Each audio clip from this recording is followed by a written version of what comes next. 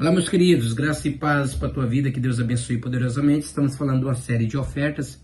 Interessante que, devido ao contexto, depende da situação, depende do evento, isso quer dizer que a oferta pode até mesmo mudar de nome.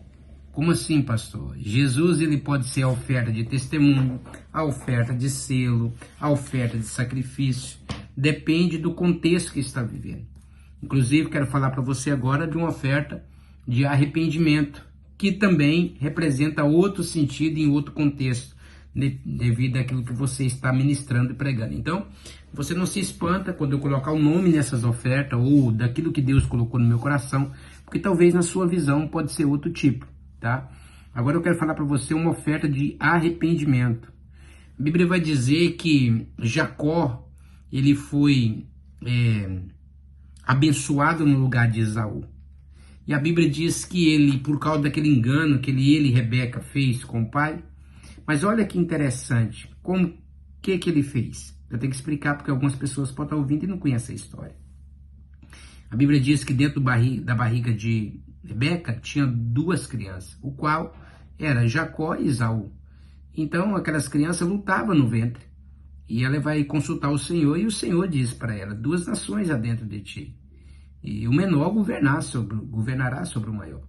A Bíblia diz então que nasceu Esaú primeiro, sendo ele o primogênito, e nasceu depois Jacó.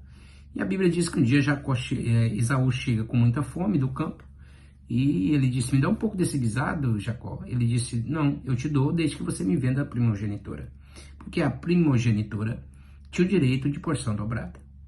E a Bíblia diz então que Esaú vende, e passado a primogenitura, passado um tempo, a Bíblia diz que Isaac está morrendo, está cego. E aqui eu paro e penso um pouquinho. Aquela bênção era de Jacó, porque a promessa era de Jacó. Rebeca estava dentro da visão, mas Isaac já estava cego. Vamos de novo. A mãe continuava vendo e crendo a promessa, mas Isaac estava cego. E eu costumo dizer assim, até acredito que Deus teve que cegar Isaac, para ele não abençoar a pessoa errada. Porque ele queria abençoar Esaú, mas Deus já tinha rejeitado Esaú. E rejeitou Esaú porque ele desobedecia o pai.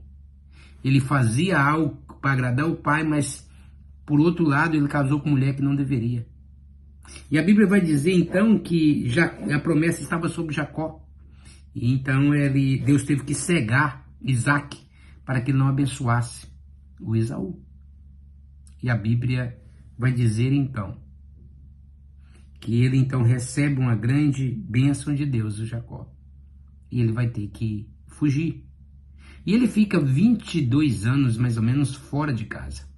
Mas um dia ele tem que voltar e tem que encontrar com Esaú. Esaú vai encontrar com ele. E ele, então, vai encontrar com Jacó. Ele passa no vale de Jaboque, passa a noite orando, mas manda levar um presente. E levou 580 animais de presente para o irmão, dividido em 5 bandos. A Bíblia diz que ele veio de longe, ajoelhando, se pedindo perdão, fazendo pedido de perdão, ajoelhou 7 vezes, e apresentou aquela oferta para o irmão. Essa oferta também encaixa na oferta de reparação. Então, muitas vezes causa prejuízo para as pessoas, engana as pessoas, mas um dia tem que voltar. E entra a oferta de arrependimento. Frutos dignos de arrependimento. Eu costumo dizer que toda vez que você fosse confessar o seu pecado, para aquela pessoa que você confessou, você deveria ofertar. Porque a oferta sempre é um testemunho. E a oferta sempre morre no lugar daquilo que está confessando. Daquele que está confessando.